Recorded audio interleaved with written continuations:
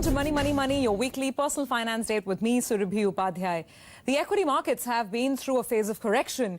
You would have been hearing plenty of concern about an economic slowdown and selling by foreign investors.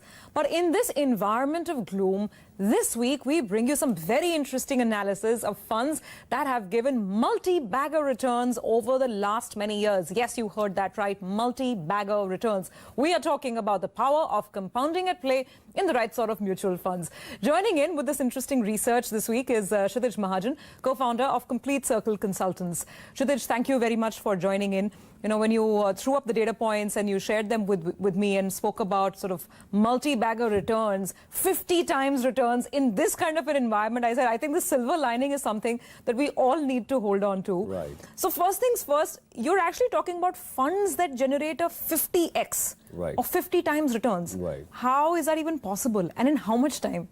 So, Surabhi, when you ask me that what we can do in this scenario when, you know, we hardly see returns for clients in last 2 years. So I was going through the funds which have been existing for last 20, 25 years. And what I saw, there's not one or two funds. There are 10 funds, out of which 9 has generated more than 50 times, 50x, what we used to say. And then one fund has generated 100 times returns, which is 1 rupee invested over the last 23, 24 years has become 100. So it's only 24 years, but one value has become 100. So it's just a power of compounding, rightly said by you. When we started doing this analysis, I can recall there are a lot of messages which keep on coming to you. Somebody who is invested in X stocks, 10,000 rupees has become this much, 3 crore or XYZ. You know, these are messages which keep on floating. But that's in hindsight. But power of compounding has played in the past also, and it can play in future also. One stock, two stocks can be a little risky because then your conviction and the entire story of that stock should play out. But when you invest in a mutual fund, there is a pool of investment. You invest into 4 to 5 mutual funds. So there is a diversification which you do. That helps, enables client to actually generate that type of alpha over index or that type of compounding. So, you know, as we are talking right now, there are 10 funds which have generated this type of returns. And one fund, which is Reliance Growth Fund, has generated more than 110 times. 110. Wait, one second. So you're talking about these funds, and these are pretty old funds. I mean, from the list that you've put together, right? Most of these funds were incorporated in the 90s. Yeah. So these are really old funds, and right. I mean, you're talking about returns since inception. Yeah, I'm talking about returns since inception. Okay. So I'm talking about returns since inception, but because most of the people will say, you know, since inception it looks very good, I have taken into account last 10-year returns also. Okay. So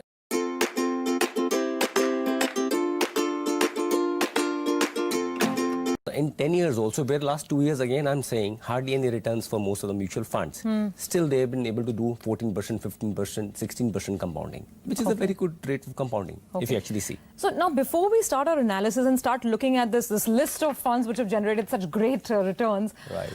The other thing that, you know, always comes up is this question of churn. Right. Because every fund, I'm sure including the list that you've put together, would have gone through a period of underperformance. Correct. And there an investor along with your advisor, I mean, the question arises, is it time to switch out? Right. Or is it time to stay put? Right. How do you negotiate this question? So one is, as per the goal plan, what type of funds you have selected. So I want to tell that most of the viewers who are watching this show that in equity, returns are not going to come in a linear way. Sure. If you are saying that there is an 18% or 20% compounding, every year it will give 18%, that will not happen. But if your underlying earning numbers are there in place, let's say the portfolio which you are investing into, or your conviction, let's say somebody saying 10 years back, my conviction was IT sector. If you're on the right cycle of that IT sector and not at the peak, then chances for you to get onto this type of return is much easy. So, and I'm not saying all 5 funds will deliver that type of return, but what is important for all the investor to understand is it's not important that you should get one will become 50 or one will become 100. What is important is that you should stay invested in the scheme. But when do you, or how much of a margin of error do you give a fund? Let's say if a fund is underperforming its peer group over a 6-month period or maybe even over a year, do you switch out if there's consistent underperformance? So or do you just stay put? We give 4 to 5 quarters to a fund. Okay. Because sometimes it happens that, you know, your fund manager call might go wrong. maybe the companies he is investing into, they are doing good in terms of the, prospects, in terms of valuation, in terms of numbers, but market is not giving them their due.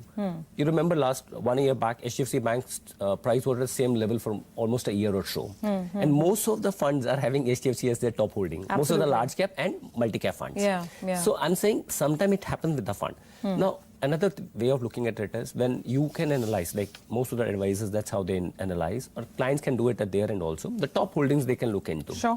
The top holdings, because most of the top holdings which are there in India in funds, most of the clients, if they start looking at those top holdings, they can actually make out that whether these companies are good or not, whether the earning numbers are coming right or not. And it's a public available data. Okay, I got the answer to my question. Basically, you're saying you give a fund at least 4 to 5 quarters. If least. it is still underperforming, then only maybe you think of switching. Otherwise, stay put. So let's get started with Kshitij's list of multi-bagger funds. Once again, these are funds which have shown almost a 50x or a 50 times return over the last 2 decades or so. I'm going to start off with the large cap funds on this list. There's the HDFC Top 100. I hope Varun can face the fast bowler. Mrs. Patel is prepared. What if he gets injured? It's quite risky. There's also the Reliance Vision Fund, which is actually large and mid. I think it's a large and mid fund with a bias being towards large caps. It was earlier a large cap fund, but now with the new, regulation of SEBI, it has been converted to large and mid cap fund. So this is astounding, right? Because you typically think that your alpha is generated in small companies, in small cap and mid cap funds. But here on this list, even 2 large cap funds, plain vanilla, simple, less risk funds, they've also generated these returns. Run us through the numbers and then the nature of these funds. So HDFC Top 100, which was earlier erstwhile HDFC Top 200 fund, this fund got incorporated in October 96. So over the last 23 years, this fund has generated a return of 19.8% compounding, almost 20% compounding in last 23 years. Now, what is important for most of the clients or viewers who are listening to this, that large cap space also has evolved over a period of time. At the same time, these companies, right now, Reliance Industries is at 8.5-9 lakh crore market cap. But all these companies were small at that time. And they have actually generated. So large cap by definition has also gone high in Indian context. Market capitalization has gone high. So these companies have been growing and doing well. And India as a nation throws a lot of opportunities for most of these companies to compound at more than 20-25% of their earning numbers. I'm also looking at the Reliance Vision Fund, where the top holdings include, along with noted names like ICICI Bank and Infosys, SBI, it also has something like a Honeywell Automation. Yeah, because it has mid-cap allocation also. So that's the mid-cap holding that comes in. That's how the mid-cap allocation comes in. But I was laughing looking at the data that you have a NAV of Reliance Vision at 526.65. So see the type of multiplier. For the benefit of all the clients, all these funds come out with a face value of 10 rupees. And present value is 526. You can say 10 rupees net asset value has gone up to 526. 52 times. In how many years? In 23 years. In 23 years. Yeah, that's not bad. I mean, you just stay put, and who's going to complain when... and you did the simple arithmetic for us. So if you put 1 lakh in these funds, how much does it become? 1 lakh in HDFC Top 200, whose NAV was 501 on 12th of July, will become 50 lakh 12,600 rupees.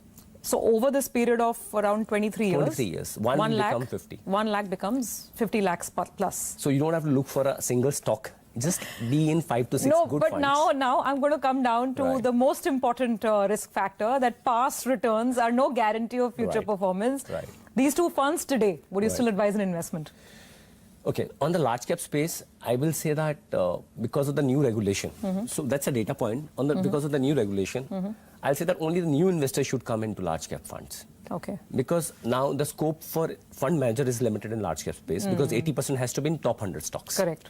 At the same time, my biggest companies, which is Reliance Industries, is not equal to the net cash available for Apple in terms of the market cap on a global platform. So my request here to all clients who are coming in for the first time, who are very conservative investor on the equity side, they should look at large cap allocation. So would these 2 funds make the cut? They would. Okay. All right. So we are discussing multi-bagger mutual funds on the show this week. We've just discussed some of the high-performing large cap funds. When we come back from the break, we'll talk about some of the multi-cap